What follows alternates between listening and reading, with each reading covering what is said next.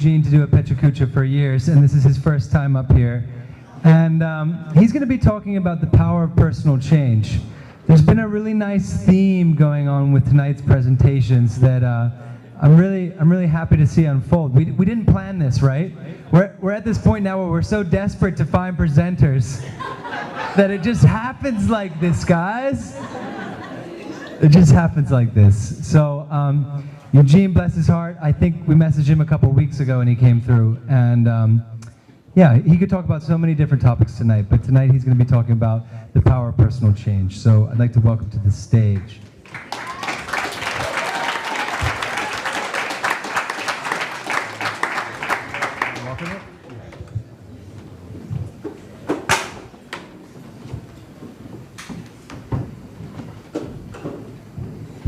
Greetings, everyone. Give thanks.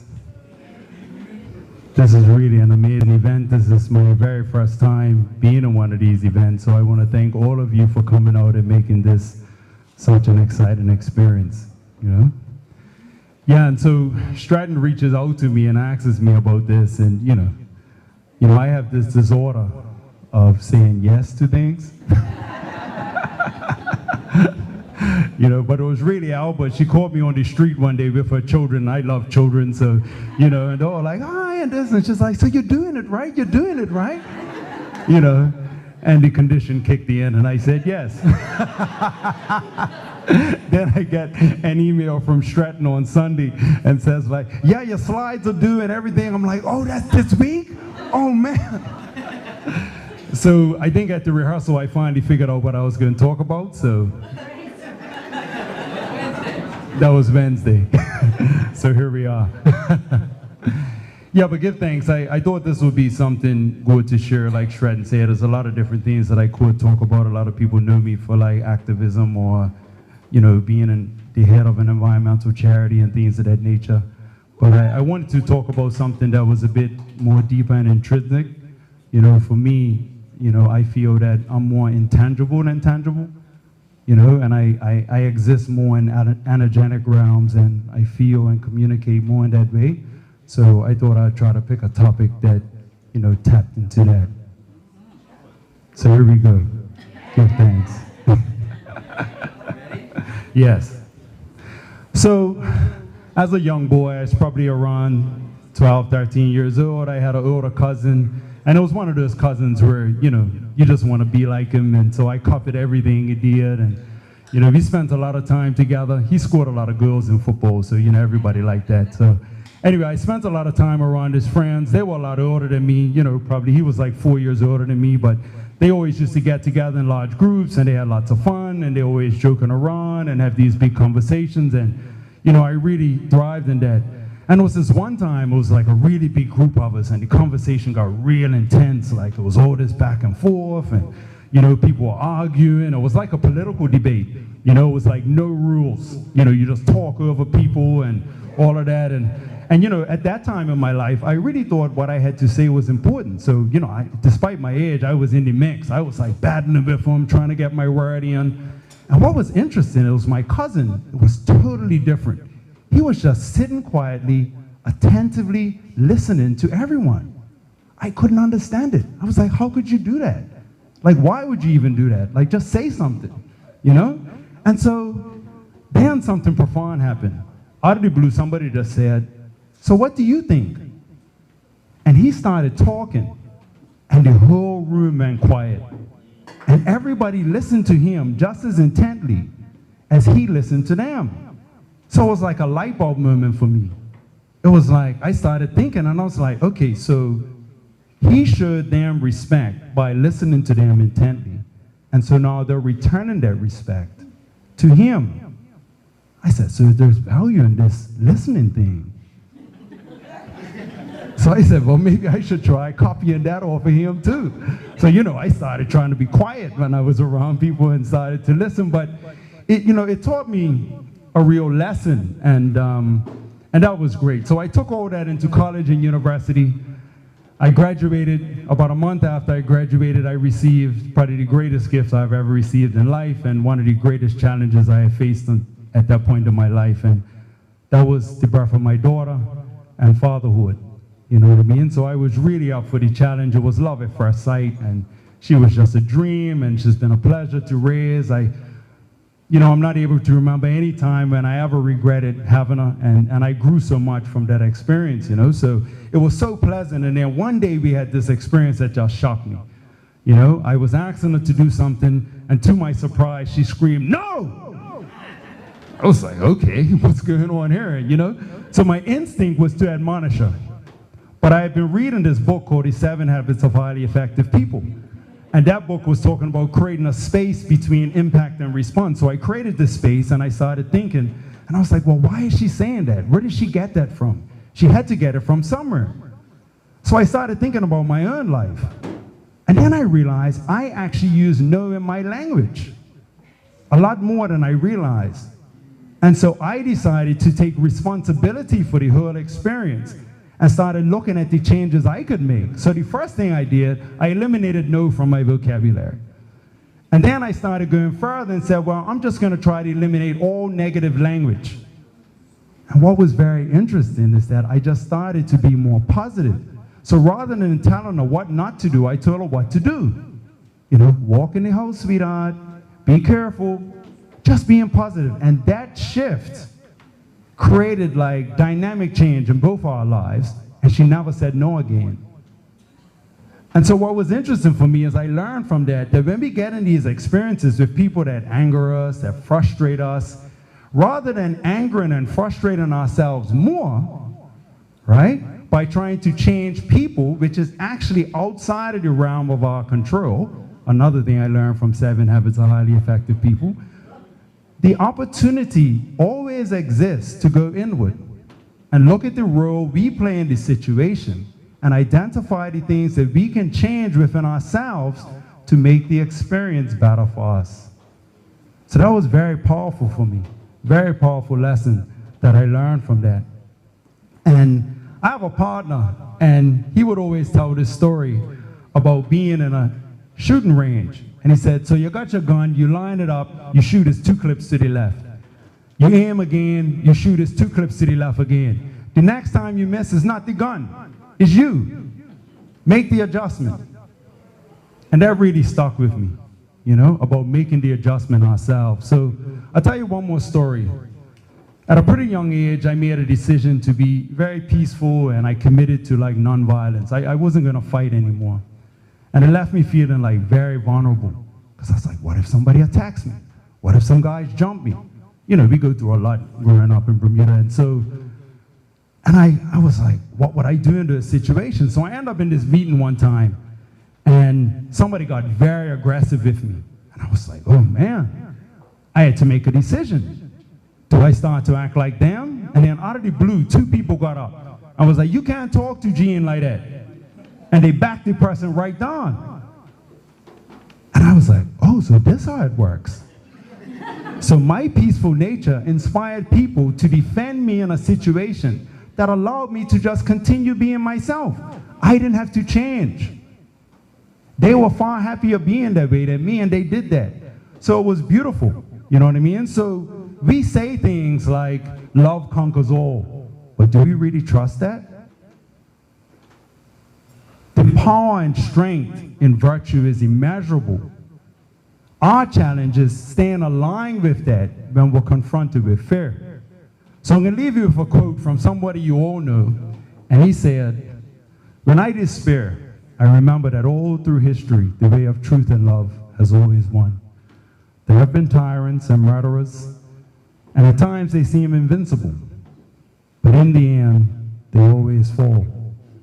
Think of it. Always. Give thanks.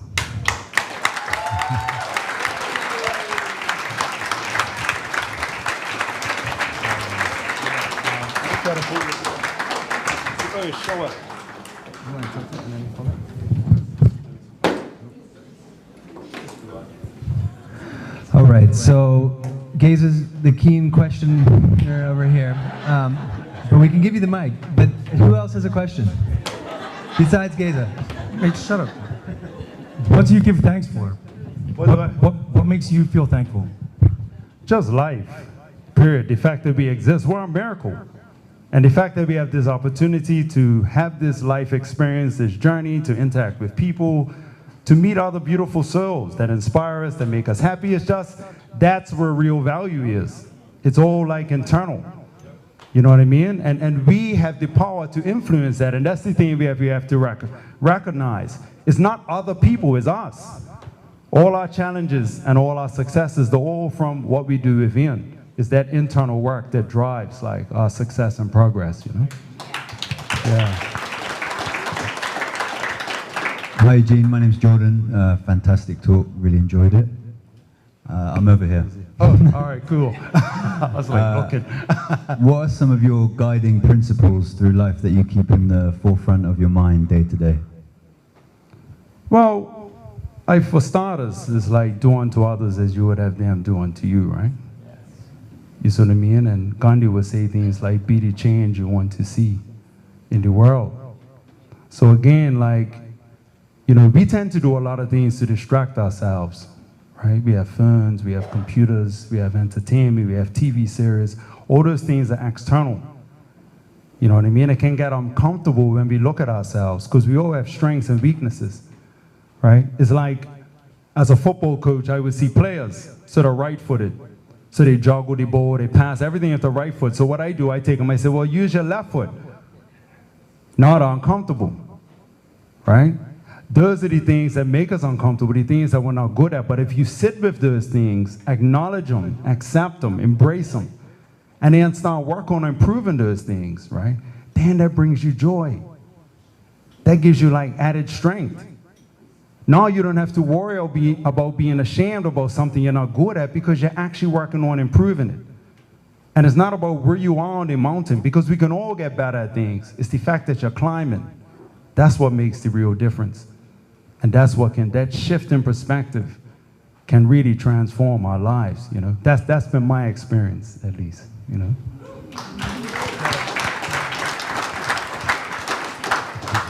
Thank you for your presentation, Eugene. It was really wonderful. You already kind of touched on this in the last answer, but I was wondering, you know, you're talking about this pause between sort of making a different choice. You mentioned that you noticed, you know, your cousin listening, and that was kind of an awakening moment for you. I'm curious if there's any practices that you personally have been involved in to work on the acceptance and the pause and the sort of, making a different choice, essentially. Right. So I would say it's like a lot of sitting with yourself. I've done a lot of meditation, you know, things like yoga, thanks to people like Michael. And really that idea comes from kind of sitting with like, what are your goals in life? And a lot of people have spoken about that tonight. Like, what are your really goals in life? What is your purpose? And really kind of understanding that. And one thing I do, you know, I kind of do this when I use the bathroom. Like, you know, I sit on the toilet and I'm like, so how was my day? Like, how did I show up in this scenario? Or how did I show up? And I reflect. And I think about the things that I feel good about, and I think about the things that I don't feel so good about, and then I try to work on them. So what I found, like people say, right, it's not a good idea to go grocery shopping when you're hungry. You know? So it's also not a good idea to think about how to deal with a situation when you're in the moment. Because when you're angry, it's not a good place to make wise decisions. So if you take the time to think about how you want to show up in different situations before you get in these situations, then you can take advantage of the space. So the impact comes. You step into the space. Now you have something to refer to. How do I want to show up in spaces like this? And then you can act rather than react. See, when you don't think about things in advance, you're left to instinct. But when you think about things beforehand, then you can act in accordance like with your true goals and your true mission, and make sure that your behavior is in alignment with your true purpose and who you really are. We're gonna take one more question. How you doing, Mr. Dean? I know you as Mr. Dean. I got two questions. One is, do you still have my trophies from our tournament in '95 for Pee-wees, Summers and Trojans? Yeah, I'm I still never collected it. That All right, my man. parents' We'll house. talk. We'll talk. So my real question is, there was mention of Gandhi, there was mention of the book, Seven Habits of Right. blah, blah, blah. So I was just wondering, can you give us some examples of people and examples of literature that we should look up in order to gain these insights of insights. wisdom that you've presented? Okay.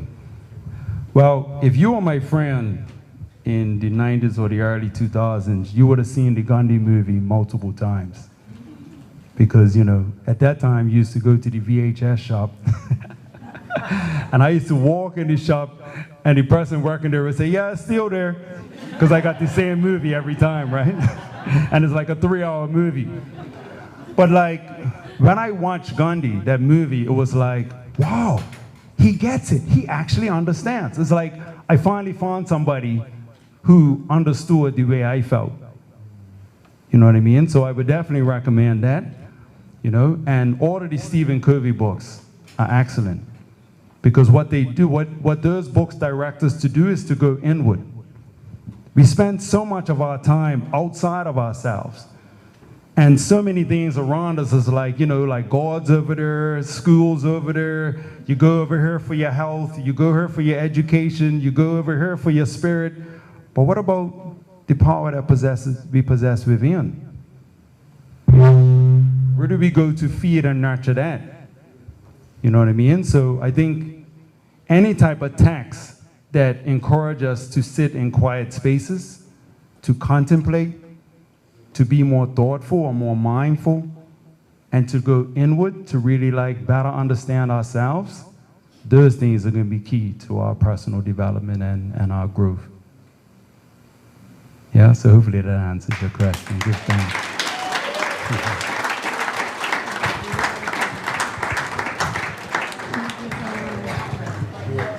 And that was it, guys. Wasn't it amazing? Yeah. We hope that you have as much